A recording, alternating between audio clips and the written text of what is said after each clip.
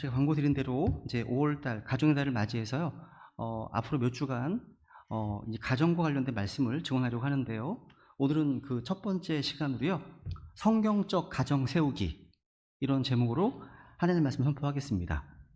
성경적 가정 세우기. 한번 따라해 보실까요? 성경적 가정 세우기.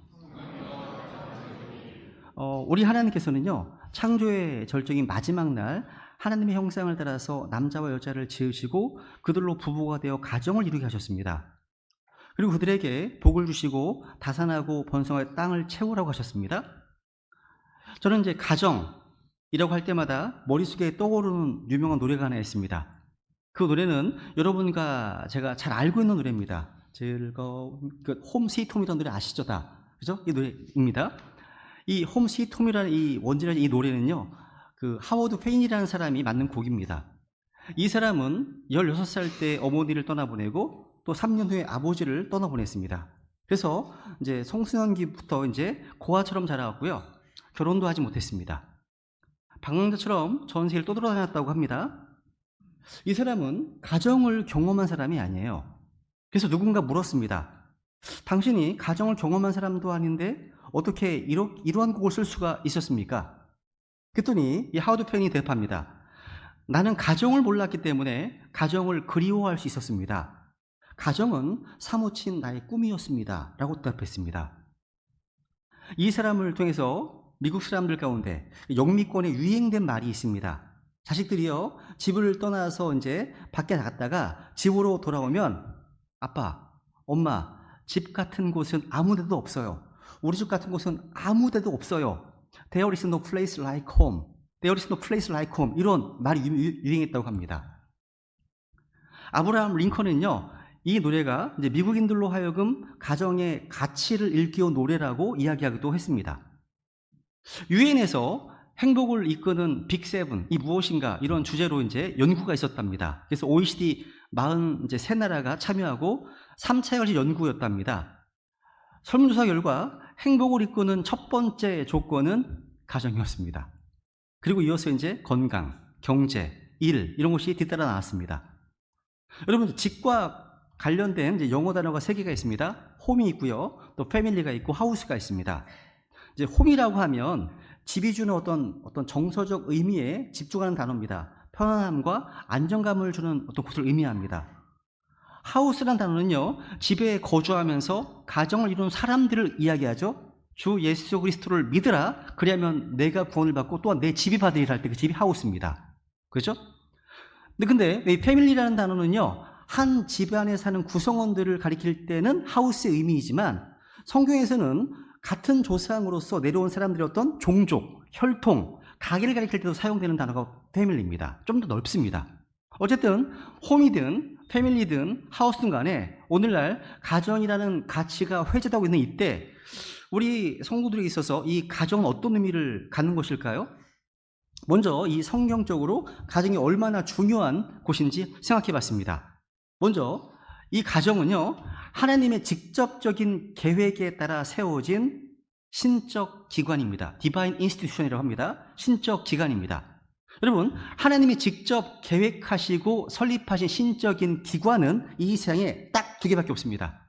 바로 가정이고 바로 교회입니다. 2개예요. 그러니까 가정과 교회는 하나님께서 세우시고 설립하신 조직입니다. 우리 하나님께서는요, 창조 사역의 절정에서 가정을 지으셨습니다. 하나님께서는 만물을 창조하시고 마지막 날 자신의 형상을 따라서 남자 여자를 지으시고 그들로 부부가 되게 하시고 연합되게 하셔서 태어난 것이 가정입니다. 이렇게 창조 사역의 절정에서 태어난 것이 가정인 거예요. 또 하나는 구속 사역의 절정에서 예수님께서 우리 죄를 대신 짊어지시고 십자가에 돌아가시고 피 흘리셨을 때 그의 피 흘리심으로 말미암아 우리가 죄 용서를 경험하고 구원을 경험하게 되죠. 그리고 구원받은 우리를 혼자 두지 아니하시고 이 세상으로부터 거룩 구별된 모임으로 이루게 하신 것이 교회입니다. 또 그죠? 그래서 사도행전 20장 18절에 보시면 하나님께서 자신의 피로 사신 교회라고 말씀하고 있습니다. 그러니까 구원 사역의 절정에서 교회가 태어난 겁니다. 우리가 선포하는 성경적 교리에서 그 무엇보다 중요한 교리가 있다면 그것은 창조의 교리이고 또 하나는 구속의 교리입니다. 창조의 클라이맥스에서 태어난 것이 가정이고 구속사역의 절정에서 태어난 것이 바로 교회입니다. 이 두 기간은 하나님께서 직접 세우셨습니다. 그래서 너무너무 중요한 거예요. 두 번째, 우리 크리스찬들의 영적 사역의 기초는 가정입니다. 여러분, 가정이 없이는 사역이 불가능합니다. 디모데후서 3장에 보시면요, 바울 사도는요, 이 교회의 두 가지 직분, 감독과 집사 둘뿐이라고 말씀하시면서 1절로 13절까지 감독과 집사의 자질 혹은 자격 요건을 말씀하고 있습니다. 1절로 7절까지는 이 감독으로서의 목자의 자격 요건을 말씀하고 있거든요. 그리고 이제 집사의 자격 요건이 8절부터 13절까지 나옵니다. 그러니까 이 당시 초대교회 당시의 교회 조직은 단순했습니다. 두 개밖에 없습니다. 직분이요, 감독과 집사입니다. 그런데 시간이 흐르면서 후대에 성경에도 없는 복잡한 교회 조직을요, 사람들이 만들어내기 시작했습니다. 되게 복잡한 겁니다, 엄청. 그런데 여러분, 감독이든 집사이든 간에 그 자격 요건에 있어서 계속 강조하는 게 있습니다. 보세요, 한번. 우선 디모데후서 3장 2절 쭉 읽어볼까요? 시작. 그러므로 감독은 반드시 책망받을 것이 없고 한 아내의 남편이며, 아래, 자기 집을 잘 다스려 자기 자녀들을 모든 위엄으로 복종시키는 자라야 할 것이며, 남자가 자기 집을 다스릴 줄 알지 못하면 어찌 하나님의 교회를 돌볼 수 있겠느냐. 그러니까 하나님의 교회를 돌보기 위해서는 먼저 우리가 관심을 가져야 될 것이 가정, 이 집이라고 말하는 겁니다. 집사도 마찬가지예요. 집사도요, 오늘날은 그냥 1년 이상 교회 출석하면 그냥 남발하는 직분이 아닙니다. 초대교회 영적 리더였습니다. 집사도요. 집사에서 말씀하실 때 12절 시작. 집사들은 한 아내의 남편이 되어 자녀들과 자기 집을 잘 다스릴지니. 그러니까 지금 항상 가정생활이 사역의 전제였습니다. 가정생활을 잘 못하면 사역도 할 수 없다는 거죠. 그죠? 이 두 가지가 균형을 이루어 간다는 겁니다. 이 두 가지가 밸런스를 이루고 있어야 한다는 거죠. 종종요, 제가 이제 의자에서 오랫동안 이제 뭔가를 준비하고 오랫동안 이제 책을 읽다 보면, 그러다가 이제 허리를 뒤로 젖히고 기지개를 필 때가 있어요. 그러면 그 순간 블랙이 됩니다. 핑 돌면서 너무 어지럽고 고통스러울 때가 있어요. 이걸 알아보니까 이석증이라고 하더군요. 이게 자주 있는 게 아니라 아주 가끔 있어요. 가끔 이런 증상이 있을 뿐인데, 이 이석증이라는 것이요, 오른쪽과 왼쪽의 균형을 잃어버렸기 때문에 생기는 병이라고 합니다. 우리도 그럴 수가 있습니다. 일을 하다 보면 가정을 소홀히 여기게 되고, 가정 일을 열심히 하다 보면 또 사역을 소홀히 여기게 되고, 이 밸런스가라는 것이 얼마나 어려운 것인지, 평생 이 밸런스라는 것의 긴장을 놓치지 말고 함께 가야 한다는 거죠. 이게 우리 숙명인 겁니다. 밸런스, 그죠? 이렇게 가정생활이 잘 되지 않으면 우리의 사역도 잘 되지 않습니다. 한 걸음 더 나아가서 가정생활이 안 되면 사회생활도 힘들어집니다. 우리가 오늘 보셨던 본문에 보시면요, 집을 세우시는 그런 하나님에 대한 고백으로 시작하고 있습니다. 1절 다시 읽겠습니다. 시작. 주께서 집을 세우지 아니하시면 그것을 세우는 자들의 수고가 헛되며, 주께서 도시를 지키지 아니하시면 파수꾼의 깨어있음이 헛되도다. 1절에 집이 나오고 그 뒤에 보면 또 도시가 나옵니다. 옛날 고대 사회생활의 터전이 바로 도시죠. 도시 안에서 사회생활이 이루어집니다. 그런데 성경은 집을 먼저 강조하네요. 하나님이 집을 세우십니다. 하나님께서 세우지 않으시면 집을 세우려고 하는 우리의 모든 수고는 헛될 수밖에 없는 겁니다. 그런데 집만 그런 게 아니에요. 도시도 마찬가지입니다. 하나님께 지키지 아니하시면요, 아무런 노력이 소용이 없습니다. 여기서 집과 도시를 같은 선상에서 중요하게 강조하고 있습니다. 가정들이 모여서 도시를 형성하는 것이고, 가정들이 잘 되지 않으면 그 사회가 어두울 수밖에 없죠. 그죠? 그래서 오늘 3절에 보시면 읽어볼게요. 시작. 보라, 자식들은 주의 유산이요 태의 열매는 그분의 보상이로다. 용사의 손에 있는 화살들 같이 젊은 시절의 자식들도 그러하니 행복하도다. 그들은 수치를 당하지 아니할 것이며 오히려 성문에서 원수들과 말하리로다. 이 말씀에 보시면 자식들을요, 화살통에 있는 화살로 비유하고 있습니다. 그 화살통에 화살이 가득한 자는 행복하다. 도대체 몇 명을 낳아야 됩니까? 야, 한 10명, 20명 낳아야 되는 뜻입니까? 그죠? 성문에서 원수들을 만나도 수치를 당하지 않고 당당할 수 있다고 말씀하고 있습니다. 왜냐하면 자식들이 하나님과 바른 관계에 있으면 우리의 삶의 터전에서 누구를 만나든 간에 떳떳할 수가 있습니다. 그런데 자녀들이 힘들고 방황하게 되잖아요. 우리의 신앙생활도 우리의 어떤 사회생활도 위축될 수밖에 없습니다. 이게 우리 다 느끼고 계신 거 아니, 느끼기 싫을 겁니다 아마. 그죠? 다 연관되어 있다는 거죠. 그죠? 또한 이 가정은요, 세 번째로 인간의 외로움, 고독에 대한 유일한 처방입니다. 에덴 동산에서요, 아담과 이브가 죄를 지었을 때 창세기 3장 7절에 보시면 그들은 무화과나무 잎으로 수치를 가리려고 했습니다. 읽어볼까요? 시작. 그들 두 사람의 눈이 열림으로 그들이 자기들이 벌거벗은 줄을 알고 무화과나무 잎을 함께 엮어 자기들을 위해 앞치마를 만들었더라. 무화과나무 잎, 이 피글 리프입니다. 누군가 이 피글 리프라는 이 단어를 가지고 죄를 지은 후에 우리 인간을 따라오는 것을 이렇게 나열했습니다. 에덴 동산에서 쫓겨난 이유, 먼저 F, fear, 두려움, I, isolation, 소외, 또 G, guilty feeling, 죄의식, 또 L, loneliness, 고독, 그리고 E, exiles, 추방당한 느낌, A, anger, 분노, 화죠. 그 다음 F, frustration, 좌절입니다. 이렇게 표현했는데 오, 맞습니다. 이 죄의 결과예요. 여기 보시면 L이 고독입니다. 인간은 다 누구나 다 고독하게 삽니다. 그런데 인간이 고독한 이유가 뭐죠? 아무도 내 인생을 대신 살아줄 사람이 없기 때문입니다. 그래도 여러분, 가장 가까이에서 내 삶을 같이 나누어줄 사람, 그 사람이 바로 남편이고 또 아내입니다. 그래서 시편 기자는요, 시편 68편 6절 읽겠습니다. 시작.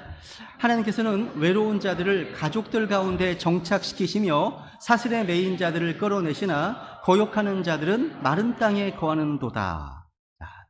여기 보세요. 하나님께서는 외로운 자들을 가족들 가운데 정착시킨다 말씀하시네요. 외롭고 고독한 자들을 가족과 함께 살게 하신다는 거죠. 그래서 가정을 이루지 않은 청년들은 외로워 보이는 거예요. 고독해 보이는 겁니다. 그죠? 누군가 광야 인생길 영원한 후렴은 고독이라고, 외로움이라고 했습니다. 후렴은요, 시나 노래에서 계속 반복되는 법을 가리키잖아요. 인생의 후렴이라는 것은요, 반복적으로 등장하는 감정, 우리 삶에서 지속적으로 느껴지는 감정이 고독과 외로움이라는 말이에요.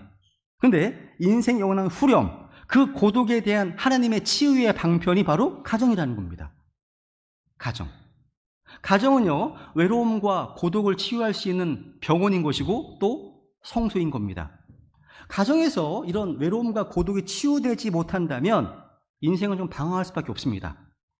저는 부부관계가 서로의 외로움과 고독을 치유하는 일에 얼마큼 도움이 되고 있는지 또 한번 서로 같이 나눠보시면서 적용해 보기 원합니다. 두 번째로 우리의 가정을 이제 분리해 볼 수 있는데요. 누군가 이제 세 가지 유형의 가정이 있다고 설명했습니다. 여기에는 전통적 가정, 또 성경적 가정, 현대적 가정이 있습니다. 이걸 어떻게 구분하시냐면요, 두 가지만 보겠습니다. 여러 가지지만 첫 번째, 권위의 소재라는 요소입니다. 이걸 나눴습니다. 여러분, 전통적 가정은요, 아버지에게 권위가 있습니다. 이 가정은요, 아버지의 말씀이 곧 하나님 말씀입니다. 그분이 한마디 하잖아요. 아무도 들을 수가 없습니다. 지금은 이런 시대가 다 지나가고 있지만 제가 어렸을 적에는요, 이러한 성격의 가정이 많았습니다. 저도 그랬고요. 그러니까 제가 자랄 때는 아마 이 전통적 가정과 현대적 가정의 과도기가 아니었을까 생각합니다. 반면 현대적 가정은 뭐냐? 권위가 누구에게도 없어요. 한마디로 정의하면 사사기 시대의 가정이에요. 사사기 시대의 가정인 거예요. 왕이 없으니까 사람들이 저마다 자기가 보기에 좋은 대로 행합니다. 애들대로 행하는 거예요. 그러니까 이 권위의 소재를 다른 말로 표현한다면 전통적 가정은 율법주의적 가정입니다. 아버지의 말이 법입니다. 노? 있을 수가 없어요. 이게 연속적 가정입니다. 하라, 하지 마라. 그걸 어기면 큰일 납니다. 그래서 율법적 가정은요, 경직될 수밖에 없습니다. 얼어붙어 가게 될 수밖에 없죠. 그런데 이제 현대적 가정은 어떤 가정입니까? 현대적 가정은요, 정반대예요. 무율법주의예요. 무호입니다. 법이 없어요. 기준이 없습니다. 혼란과 혼돈이 특징이에요. 근데 어떤 가정에 가면요, 가정에서 강력한 권위를 오히려 자녀들이 가지고 있는 경우도 있습니다. 자식이 한마디 하면 온 가족이 쩔쩔맵니다. 고3 하나가 출몰하면 그가 왕이 돼요. 어쨌거나 현대적 가정은요, 권위의 부재 또는 각기 저마다 자기가 주인이에요. 이런 전통적 가정과 현대적 가정의 그 사이가 우리가 추구해야 될 성경적 가정이라는 겁니다. 이 성경적 가정의 권위는요, 누구에게 있습니까? 주 예수님께 있습니다. 하나님의 말씀이 최고의 권위입니다. 주님과 주님의 말씀이 권위를 가질 때 그 가정이 주님 기뻐하시는 가정이 될 수가 있고요. 예수 그리스도께서는 우리 가정의 주인이십니다 라는 고백을 할 수 있는 겁니다. 또 이 성경적 가정은요, 우리가 은혜를 받았습니다. 주님께서 주신 그 은혜가 우리를 가르칩니다. 그 은혜가 우리를 지배합니다. 은혜 때문에 서로 소통하게 되는 거예요. 그래서 겉으로 드러나는 모습을 보게 되면 굉장한 자유함이 있고 자율성이 있습니다. 은혜가 다스리기 때문에. 이게 성경적 가정인 거예요. 또 나눌 수 있는 게 의사소통 방식입니다. 전통적 가정에서는요, 의사소통이 거의 없어요. 아주 조용해요. 그냥 아버지가 한마디 하면 끝이에요. 끝입니다. 그래서 좀 억압적입니다. 그런데 현대적 가정에서는 저마다 일방적이에요. 그러니까 저마다 방임적이라는 거예요. 그냥 I don't care 이거예요. 신경 안 써. 관심 없다는 거예요. 각자 자기 일에만 신경 쓰고 서로에 대해 무관심한 태도를 취한다는 거죠. 그런데 성경적 가정은 진정한 대화가 있습니다. 대화가 어려울 때는요, 이게 진리의 문제가 아니라면, 복음의 어떤 문제가 아니라면 양보도 할 줄 알아야 되고요, 용납도 하고 복종할 줄도 알아야 됩니다. 내가 먼저 손 내밀 줄 알아야 되는 거겠죠. 우리는 모두 예수님 믿고 구원받았습니다. 근데 아직은 완전한 존재가 아니에요. 성화가 아직 완전하게 이루어지지 않은 과정이기 때문에 당연히 실수할 수 있습니다. 따라서 우리가 완벽하지 않다면 내가 먼저 양보할 줄 알고 서로 용납하고 이해하고 복종할 줄 알아야 됩니다. 그 사람이 더 성숙한 자입니다. 그죠? 그러한 정신이 없으면요, 가정은 계속 끊임없는 혼돈의 가정이 될 수밖에 없습니다. 우리가 어떤 방식으로 커뮤니케이션 하고 있는지, 이것이 가정이 결정하는 두 번째 요소가 된다는 겁니다. 이렇게 전통적 가정, 현대적 가정, 성경적 가정의 모습을 보면서 우리 각자 내가 자라온 가정은 어떤 가정일까를 한번 생각해 보시면서 한번 비춰보면 대부분 전통적 가정과 현대적 가정이 섞여 계실 겁니다. 그리고 그 안에 조금씩 성경적 가정의 면모가 보일 수 있습니다. 그죠? 한번 떠올려 보시면 좋겠습니다. 그래서 앞으로 우리가 성경적 가정에 조금이라도 가까워지기 위해서 우리가 어떤 노력을 해야 되는가 한번 서로 고민하면 좋겠습니다. 그죠? 우리 교회에 나이 드신 분들이 많이 계신데요, 나이가 많으신 분들은 이제 가정생활이 다 끝났다라고 생각하기도 하는데 저는 그렇게 생각하지 않습니다. 우리가 평생 살아있는 동안에 우리는 계속 가정을 만들고 있는 거거든요. 이것을 이제 홈 빌딩이라고 합니다. 패밀리 빌딩. 그러니까 우리는 아직도 가정을 만들고 있는 것이고, 또 내가 가던 길을 보고 내 자녀들이 가정을 또 만들고 있습니다. 또 그 자녀의 자녀들이, 또 손주들이 가정을 만들 겁니다. 우리의 홈 빌딩의 과정은 아직도 끝나지 않았습니다. 계속됩니다. 중요한 것은요, 우리가 성경적 가정에 대한 청사진, 블루프린트라고 하죠, 설계도를 가지고 있어야 한다는 거죠. 그러니까 성경을 통해서 그런 어떤 그림이 있어야 한다는 거죠. 그럼 이제 오늘 설교 제목처럼요, 성경적 가정을 세우기 위해서 필요한 건 뭐가 있을까요? 한번 정리해봤습니다. 한번 그림을 그려보시면 좋겠습니다. 먼저 가정의 기초로서 말씀이 있어야 됩니다. 한 채 아름다운 집이 있어요. 이 집이 성경적 가치를 가진 진정한 성경적 가정이 되기 위해서 필요한 성경적 요소들이 굉장히 좀 많이 있는데, 이 첫 번째가 제일 중요합니다. 첫 번째가 파운데이션, 기초입니다. 우리 집의 기초는 무엇입니까? 여러분, 산상수훈에 보시면요, 두 사람이 집을 짓는데 한 사람은 반석 위에 짓고 한 사람은 모래 위에 집을 짓습니다. 두 채의 집이 다 완성된 다음에 사람들은 아무도 차이를 알아볼 수 없을 만큼 비슷해 보였습니다. 그런데 홍수가 나고 비바람이 부니까 이제 모래 위에 지은 집은 쉽게 무너졌죠. 그런데 반석 위에 지은 집은 그대로 있었습니다. 차이가 뭐죠? 차이가 기초의 차이였습니다. 기초의 차이입니다. 여기서 결론 부분 이렇게 말씀하십니다. 마태복음 7장 24절입니다. 시작. 그러므로 누구든지 나의 이 말들을 듣고 그것들을 행하는 자, 그 자를 나는 자기 집을 반석 위에 지은 지혜로운 사람에 비하리라. 나 이 말들을 듣고 그것들을 행하는 자랍니다. 행하는 자. 여러분, 저와 여러분이 살고 있는 이 시대를요, 가리켜서 포스트 모더니즘 시대라고 말하죠. 이 포스트 모더니즘 시대, 이 시대를 특징 짓는 두 가지 중요한 키워드가 있습니다. 하나는 디스트럭션, 파괴, 또 하나는 해체입니다. 우리 시대에 들어와서 많은 것이 파괴되고 많은 것이 해체되고 있습니다. 그런데 가장 가슴 아픈 비극이 있다면 그것은 가정이 파괴되고 가정이 해체되고 있다는 사실입니다. 저는 이것이야말로 사탄 마귀의 어떤 공격의 첫 번째 목표라고 생각합니다. 가정이요. 그런데 여러분, 제가 서론에서 말씀드렸던 것처럼 가정은 창조 사역의 완성이죠. 하나님께서 창조하신 위대한 작품이 가정이었어요. 그런데 이 가정이 흔들리고 있습니다. 이 가정이 파괴되고 있습니다. 이 가정이 해체되고 있습니다. 이 가장 가슴 아픈 비극이 아니겠습니까?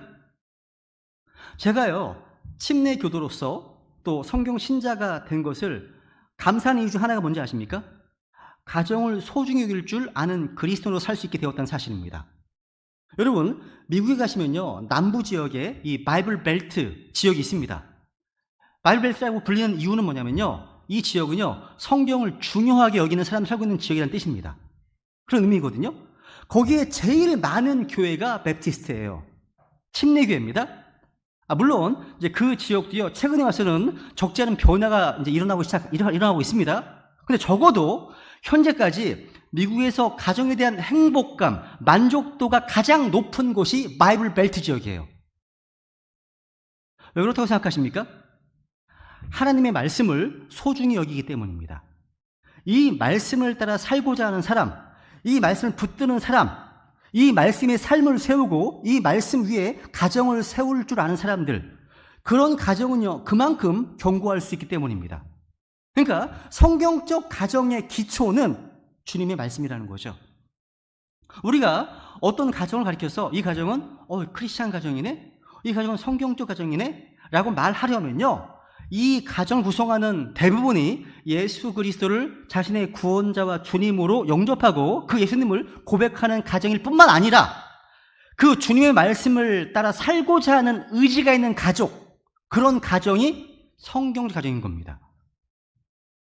따라서 성경적 가정을 만드는 기초가 무엇입니까? 바로 하나님의 말씀입니다. 성경적 가정을 세울 때 기초가 제일 중요해요. 그렇다면 하나님의 말씀이 정말 우리의 기초가 되었습니까? 이 말씀이 우리의 파운데이션이 되어가고 있습니까? 그 말씀 위에 우리의 가정이 세워져 있습니까? 우리 크리스찬들에게 성경에서 가장 중요한 말씀 무엇이냐 모르면 아마 수많은 프로테스탄트 개신교인들은 요한복음 3장 16절을 얘기할 겁니다. 그죠? 그런데 우리가 잘 아는 것처럼 유대인들은 달라요. 이스라엘 사람들은요, 신명기 6장 4절 이하를 가장 중요한 말씀으로 여깁니다. 한번 읽어볼까요? 신명기 6장 읽겠습니다. 시작. 오 이스라엘아 들으라.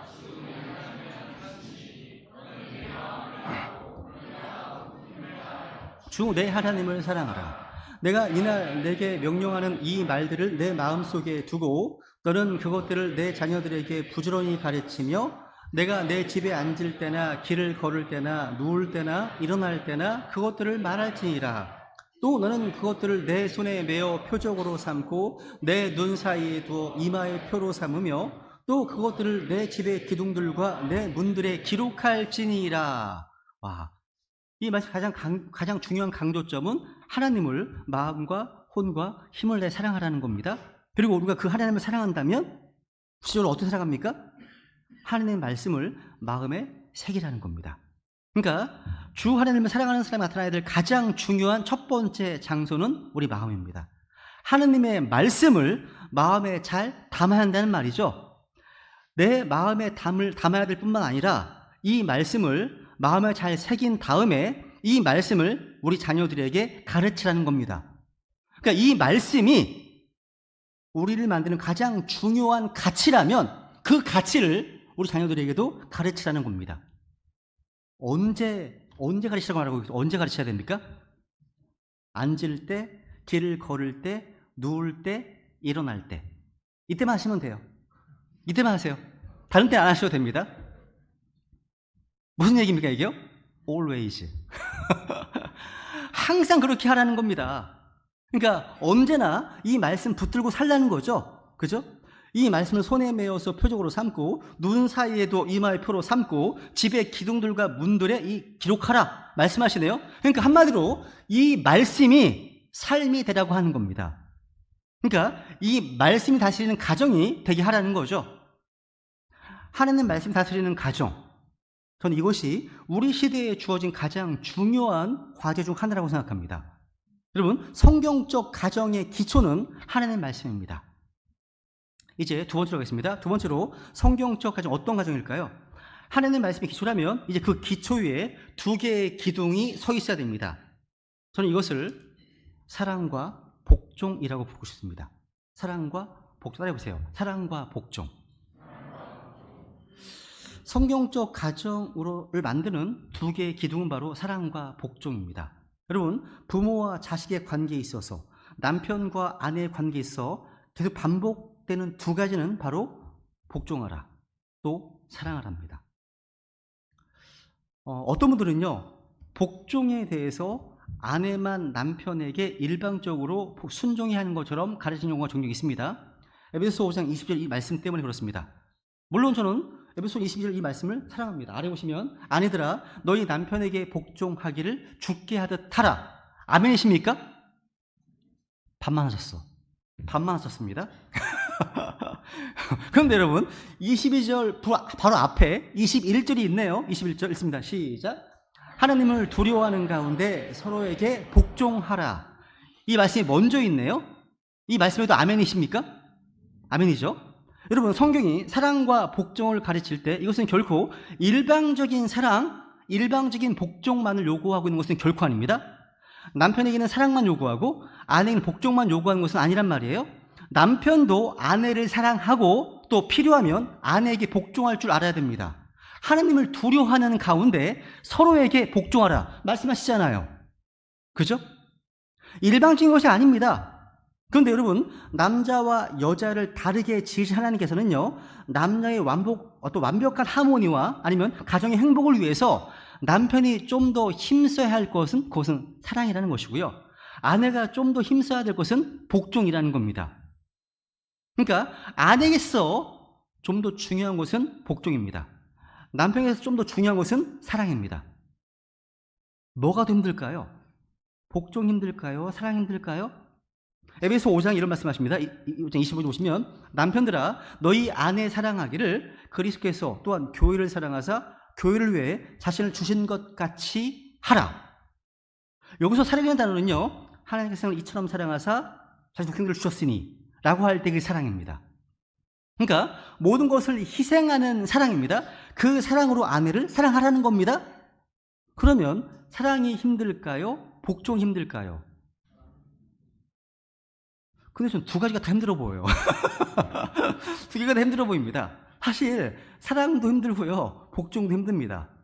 그런데 우리를 남편 되게 하고 우리를 아내 되게 하신 그 하나님께서는요, 우리가 서로 복종하고 서로 사랑하지만 아내가 좀 더 관심을 가져야 될 것은 복종, 순종이라는 겁니다.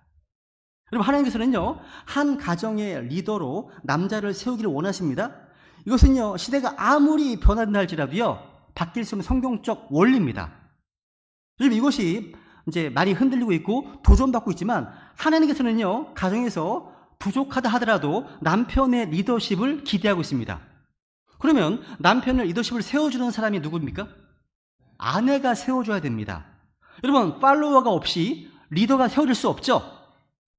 그리고 남편의 아내를 향한 사랑, 전적인 자기 희생, 모든 것을 바치는 희생적 사랑, 요 두 가지가 아내와 남편의 관계를 만드는 겁니다. 그리고 무엇보다도요, 남편과 아내는 서로의 말을 귀 기울여 경청하는 것이 정말 정말 중요합니다. 이 복종한다는 말에는요, 경청한다는 의미가 들어있습니다. 남편을 남편 되게 하는 것, 남편을 세울 수 있는 가장 강력한 미덕은 경청입니다. 아내도 남편이 자신의 말에 경청하는 것을 통해서 정서적으로 안정감을 느끼게 됩니다. 자신이 존중받고 있음을 느낍니다. 이게 얼마나 중요한지 몰라요. 누군가 그랬습니다. 보통 대부분의 남성들은요, 누가 무슨 말 하잖아요? 이쪽 귀로 듣고 이쪽 귀로 내보내는 경우가 대부분입니다. 여성들 경우는 양쪽으로 다 듣고 입으로 쏟아내는 경향이 있다고 합니다. 다르다는 거죠. 어쨌거나 서로가 서로의 말에 귀 기울여 경청할 때 행복을 느낍니다. 결코 일방적이어서 안 된다는 겁니다. 이에 대해서는 제가 다음에도 다시 다룰 겁니다. 우리 남편들이 아내를 대할 때요, 항상 머릿속에서 떠나지 말아야 될 중요한 포인트가 있습니다. 주님이시라면 이런 경우 내 아내에게 어떻게 하실까? 주님이시라면 이런 경우 내 아내에게 어떻게 하셨을까? 그게 정답입니다. 그대로 하시면 돼요. 그리고 아내들은 남편을 바라볼 때마다 항상 자기 마음속에 가지고 있어야 될 중요한 질문이 있습니다. 내 남편에게 어떻게 하는 것을 주님께서 기뻐하실까? 물으셔야 됩니다. 그래서 주님께서 우리 기대하시는 모습 그대로 우리가 서로 사랑하고 서로 복종할 수 있다면 사랑과 복종이 세우는 두 개의 성경적 어떤 기둥, 가정의 기둥을 세우는 겁니다. 성경적 가정의 기초는 말씀, 두 개의 기둥은 사랑과 복종입니다. 이게 세 번째로 성경적 가정을 이루기 위해서 두 개의 창문을 가지고 있어야 됩니다. 그것은 저는 이제 이해와 용서라고 보고 싶습니다. 이해와 용서. 여러분, 가정에 있는요, 창문의 역할은 무슨 역할을 하죠? 창문이요? 창문이 있기 때문에 밝고 환한 빛이 머물 수가 있잖아요. 창문 없는 집을 한번 연상해 보세요. 얼마나 어둡고 캄캄할까요? 근데 창문이 있기 때문에 우리 집은 환하고 밝은 빛이 우리 집에 머물 수 있는 겁니다. 근데 우리의 집을요, 밝고 환한 빛으로 채울 수 있는 두 개의 창문이 있다면 이것이 바로 이해와 용서인 겁니다. 이해를 성경적인 표현대로 한다면 명철입니다. understanding. 명철입니다.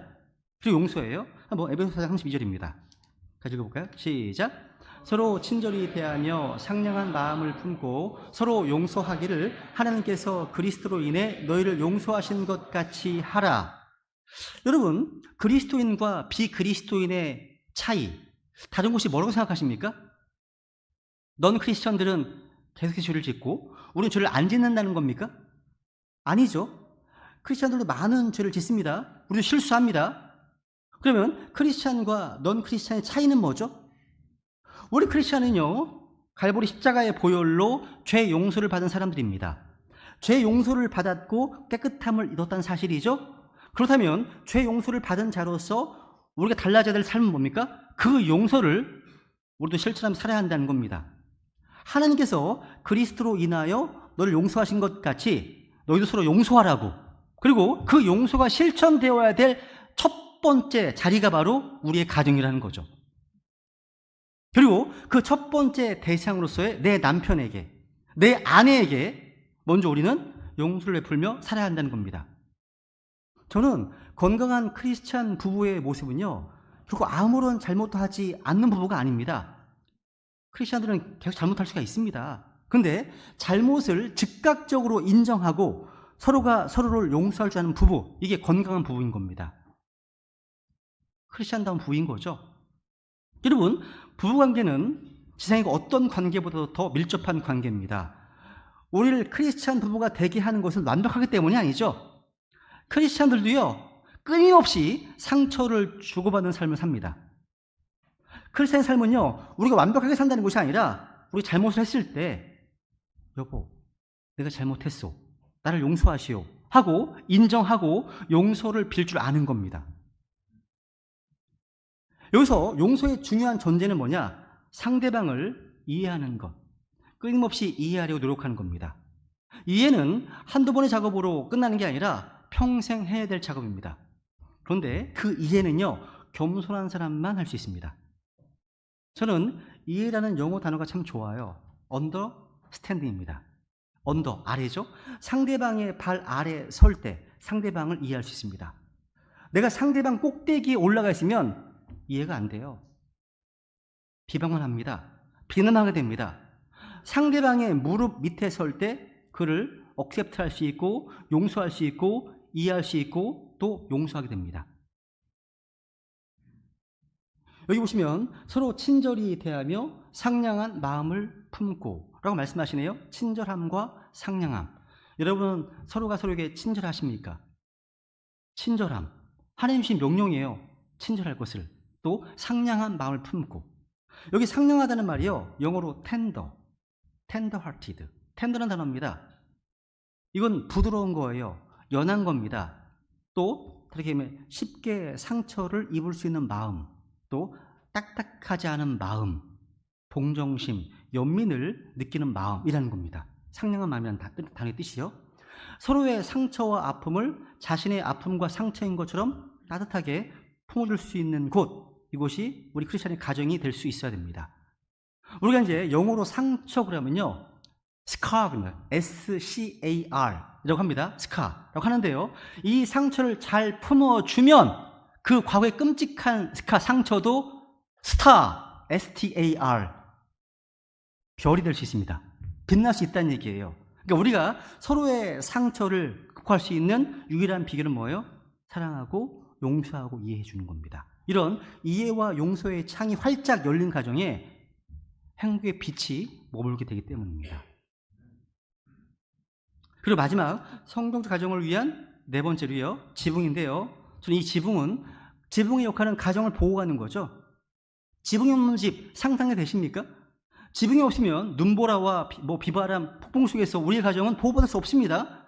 지붕이 있기 때문에 보호를 받을 수 있죠. 그렇다면 우리의 가정을 보호하는 지붕과 역할을 하는 것이 뭘까요? 한마디로 저는 경건의 실천이라고 믿습니다. 경건의 실천. 여러분, 우리 경건 생활의 목적이 뭐예요? 우리가 에베소서 5장과 6장에 보시면요, 가정에 대한 많은 말씀들이 나와요. 아내들아, 남편들아, 자녀들아, 아비들아, 이런 가르침이 나오기 전에 에베소서 18절에 보시면 이런 말씀하고 있습니다. 이런 가정에 대한 어떤 레슨에 앞서서 강조한 것이 있습니다. 너무 잘 하시는 말씀이죠? 시작. 술 취하지 말라. 그것에는 과도함이 있나니 오히려 성령으로 충만할지니라. 그러니까 경건 생활의 목적은 성령 충만입니다. 성령 충만은 성령의 지배를 받는 거죠. 술에 취하면 술의 지배를 받는 것처럼 성령의 충만함은 성령의 지배를 받는 겁니다. 여러분, 성령의 다스림이 없으면 크리스찬들도요, 비그리스도들과 별로 다를 게 없습니다. 성령 충만할 때만 우리는 그리스도인다울 수가 있어요. 그래서 성령 충만을 사모하셔야 됩니다. 너무 중요한 거예요. 그래서 여러분, 에베소서 18절 이하에 나오는 말씀들은요, 성령 충만의 결과이기도 하고 또 성령 충만의 조건이 될 수도 있습니다. 그러니까 그 뒤에 나오는 말씀 잘 알고 있습니다. 보세요. 읽고 시작. 시와 찬송가와 영적 노래로 너희끼리 서로 말하며 너희 마음속에서 주께 노래하고 선율을 만들며 모든 일로 인해 우리 주 예수 그리스도의 이름으로 항상 하나님 곧 아버지께 감사를 드리고. 비슷한 말씀인데요. 골로새 3장 16절 시작.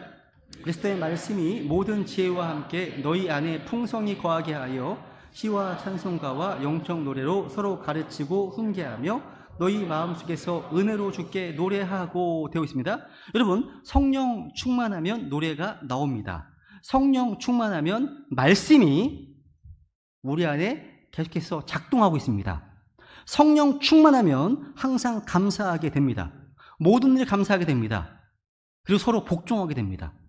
그런데 이런 말씀들은요, 성령 충만의 결과이기도 하지만 조건이기도 합니다. 다시 말하면 영적 놀이로 주님께 찬양하면, 감사하면, 말씀을 마음에 풍성히 거하게 하면 성령 충만해지는 거예요.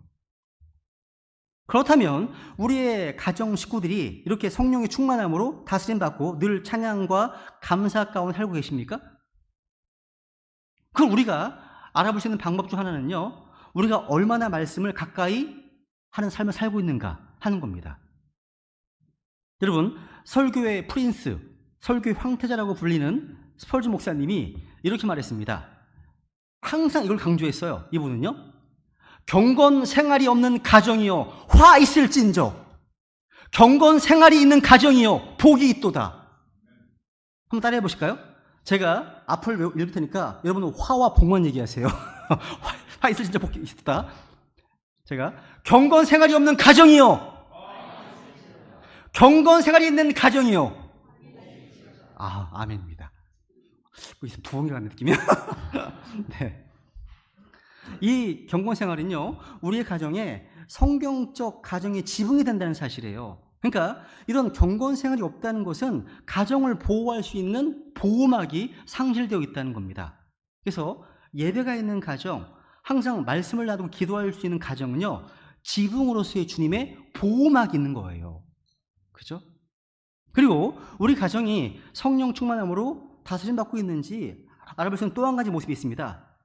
감사하는 삶을 살고 있느냐. 감사의 삶입니다. 감사의 삶. 우리 가정이 복된 가정으로 성경적인 가정이 된 여부는요, 우리 삶에 얼마만큼의 감사가 있었는가에 딱 비례한다는 겁니다. 누군가 감사의 의미를 집약적으로 이렇게 선포했습니다. 제가 한번 읽어드릴게요. 이거 하나하나 다 엄청난 하나의 대지가 나올 건데요. 그냥 읽어드릴게요. 제목만. 감사는 재해석입니다. 다르게 보는 거죠. 재해석입니다. 감사는 희망입니다. 감사는 능력입니다. 감사는 습관입니다. 감사는 회복 탄력성입니다. 감사는 희망입니다. 반복하네요. 감사는 실천입니다. 감사는 문제 해결입니다. 감사는 기적입니다. 감사는 치료제입니다. 감사는 항암제입니다. 감사는 방부제입니다. 감사는 해독제입니다. 이게 책 한 권 나올 만한 분량입니다. 다 이 내용이요. 그렇습니다, 여러분. 감사는 선택입니다. 내 인생에 어떤 일이 일어났느냐, 그것보다 내가 그것을 어떻게 인식하고 받아들이느냐, 이게 중요한 거예요. 그래서 마르쿠스 아우렐리우스라는 사람이 이렇게 얘기했습니다. 우리의 일생은 자기의 생각에 따라 만들어진다, 이런 말을 했거든요. 맞습니다. 빛은요, 어둠을 몰아내는 속성이 있어요. 감사의 빛을 내 가슴에 쏘게 되면 빛 앞에서 어둠은 물러갑니다. 그죠? 가정에 어려움이 왔을 때, 역경이 왔을 때 유일한 테라피, 치료법은 바로 감사입니다. 감사는 큰 무기가 된다는 거죠. 그래서 여러분, 어렵더라도 매일 저녁 식탁에서 가족이 함께 그날 가장 감사했던 일 2개씩 나눠보세요. 그러면 어느덧 행복이 집에 찾아와 있을 겁니다. 이제 말씀 마무리하겠습니다. 우리는 얼만큼 성경적 가정 앞에 근접해 있으십니까? 혹시 부족한 게 무엇이 있습니까? 우리 시간, 우리 자신을 돌아보면서 함께 기도하기 원합니다. 하나님, 우리 가정이, 또 우리의 자녀들이 이루는 가정도 주님 다스리시는, 주님 통치하시는 가정, 말씀의 기초가 있고 사랑과 복종이라는 2개의 어떤 기둥이 있고 용서와 이라는 2개의 창문이 있고 경건 생활과 감사라고 하는 지붕 있는 가정으로 주님 기뻐하시는 가정이 되게 해옵소서 라고 기도하시면서 이 시간 주님께 은혜를 구하겠습니다. 같이 기도하시겠습니다.